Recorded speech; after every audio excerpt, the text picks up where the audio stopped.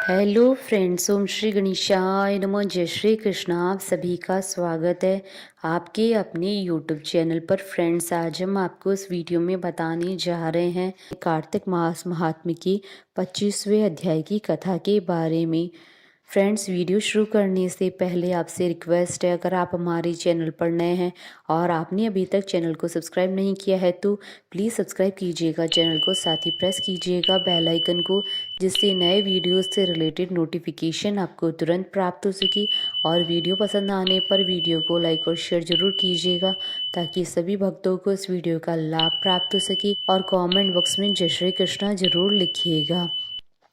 कार्तिक मास महात्मा सभी प्रकार के विघ्नों का नाश करने वाले तथा सारी सृष्टि का पालन करने वाले श्री गणेश जी तथा ज्ञान की दाता देवी श्री सरस्वती जी तथा सब पुराणों के कर्ता श्री व्यास जी तथा श्री गुरुदेव जी के चरण कमलों में नमस्कार करके भगवान की श्रद्धा और भक्ति रस में डूबे हुए कार्तिक मास महात्मा की कथा कहती हूँ।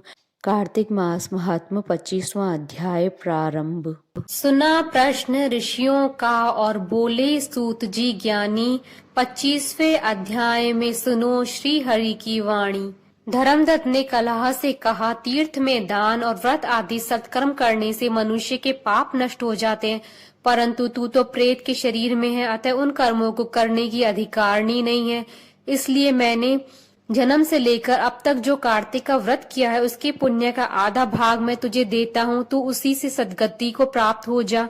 इस प्रकार कहकर धर्मदत्त ने द्वादक्षर मंत्र का श्रवण कराते हुए तुलसी मिश्रित जल से ज्यों ही उसका अभिषेक किया, त्यों ही वह प्रेत योनि से मुक्त हो प्रज्वलित अग्निशिखा के समान तेजस्विनी एवं दिव्य रूप धारणी देवी हो गई और सौंदर्य में लक्ष्मी जी की समानता करने लगी। तदंतर उसने भूमि पर दंड की भांति गिरकर ब्राह्मण देवता को प्रणाम किया और हर्षित होकर गदगद वाणी में कहा, हे द्विज श्रेष्ठ, आपके प्रसाद से आज मैं इस नरक से छुटकारा पा गई हूँ। मैं तो पाप के समुद्र में डूब रही थी और आप मेरे लिए नौका के समान हो गए। वह इस ब्राह्मण से कह रही थी कि आकाश से एक दिव्य विमान उतरता हुआ दिखाई दिया। वह अत्यंत प्रकाशमान और विष्णु रूपधारी पार्षदों से युक्त था। विमान के द्वार पर खड़े हुए पुण्यशील और सुशील ने उस देवी को उठाकर श्रेष्ठ विमान पर चढ़ा दिया। तब धर्मदत्त ने बड़े आश्चर्य के साथ उस विमान को देखा और विष्णु रूपधारी पार्षदों को देखकर साष्टांग प्रणाम किया। पुण्यशील और सुशील ने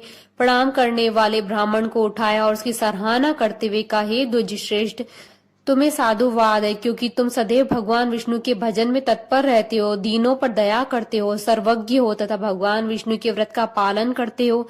तुमने बचपन से लेकर अब तक जो कार्तिक व्रत का अनुष्ठान किया है उसके आधे भाग का दान देने से तुम्हें दोना पुण्य प्राप्त हुआ है और सैकड़ों जन्मों के पाप नष्ट हो गए। अब यह वैकुंठ धाम में ले जाई जा रही है। तुम भी इस जन्म के अंत में अपनी दोनों स्त्रियों के साथ भगवान विष्णु के वैकुंठ धाम में जाओगे और मुक्ति को प्राप्त करोगे। धर्मदत्त, जिन्होंने तुम्हारे सम्मान भक्ति पूर्वक भगवान विष्णु की आराधना की है वे धन्य हैं और कृतकृत्य हैं। इस संसार में उन्हीं का जन्म सफल है। बलि भांति आराधना करने पर भगवान विष्णु देहधारी प्राणियों को क्या नहीं देते हैं। उन्होंने ही उत्तानपाद के पुत्र को पूर्व काल में ध्रुव पद स्थापित किया था। उनके नामों का स्मरण करने मात्र से समस्त जीव सद्गति को प्राप्त होते हैं। पूर्व काल में ग्रहग्रस्त गजराज उन्हीं के नामों का स्मरण करने से मुक्त हुआ था। तुमने जन्म से लेकर जो विष्णु भगवान को संतुष्ट करने वाले कार्तिक व्रत का अनुष्ठान किया है उससे बढ़कर न यज्ञ है, न दान है और न ही तीर्थ है।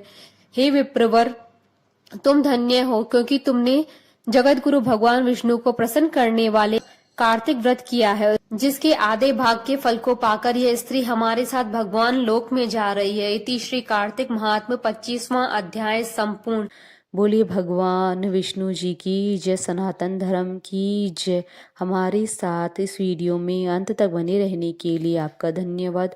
ओम श्री गणेशाय नमः। जय श्री कृष्णा।